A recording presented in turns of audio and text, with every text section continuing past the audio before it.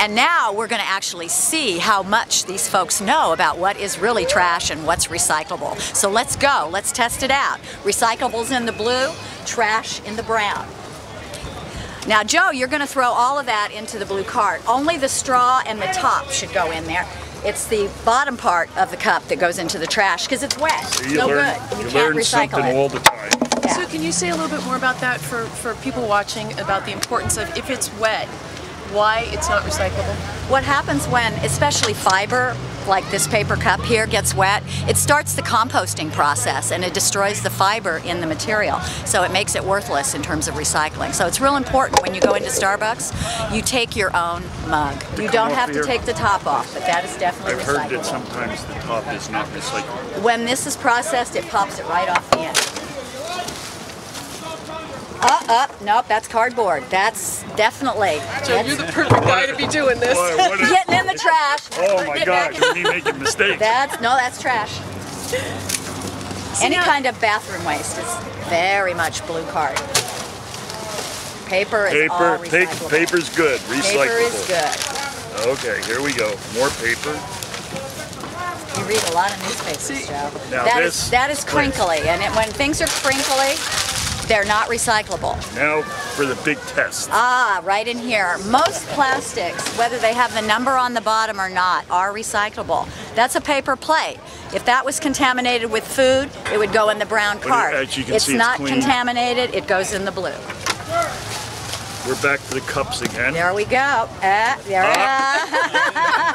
got it. You almost got me. We have the former mayor and city councilman right now making good decisions. Good decision. And learning a lot. Learning a whole lot. And you know what? A lot of times, I never knew crinkly stuff wasn't recyclable. That's Most good people to know. don't. So what happens? That's crinkly, so that goes in here.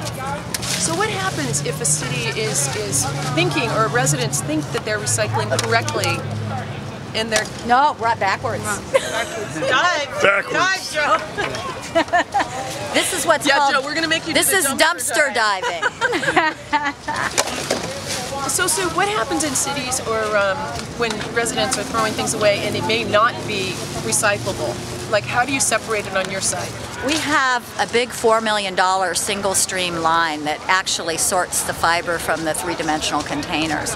And if there's something in there that doesn't belong, it gets sorted out at the end of the process. Now I'm finished with my recycling material and Go right now in there.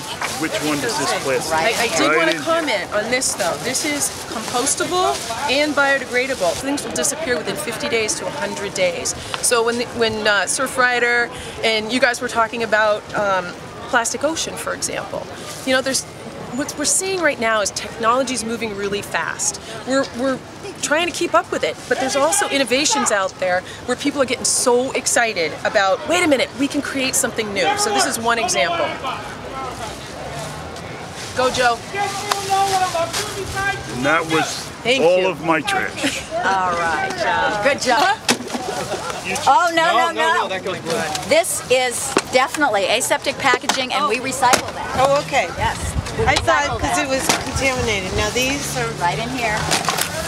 Diana came to my house, though. We made dinner, and she left me all the trash. Ah, there you go. That's one way. Your to take trash or mine.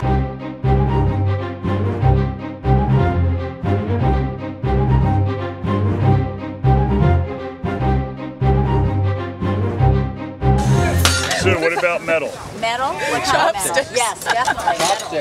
Chopsticks. Put them in there. Uh-oh. Straws. Oh! What about all my straws? Right in here. What about corks? Put the cork in here. How come? It's not recyclable. It's organic. If you make a cork for it. It'll disappear. What we've learned today is that just about almost everything that was in these bags is recyclable. If you take a look at in here, this is the trash. What do you see in there? A lot of contaminated paper, a lot of contaminated plastic, and maybe a little bit of food.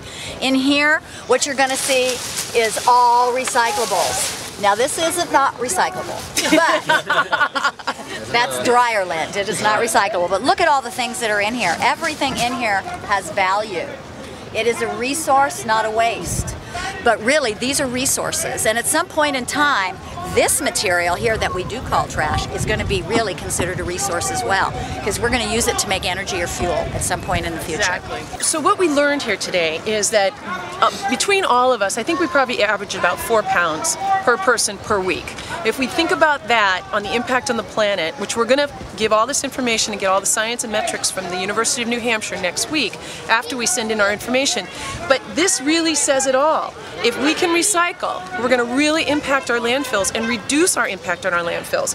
And exactly like Sue said, this will eventually end up becoming energy. So that being said, I think we just learned a giant lesson collectively and did a crazy thing, which really made a lot of sense. And we all learned a lot of things today. Everybody a lot. learned. Yes. Thanks, you guys. This is I know really I learned great. a lot. We love to talk trash. All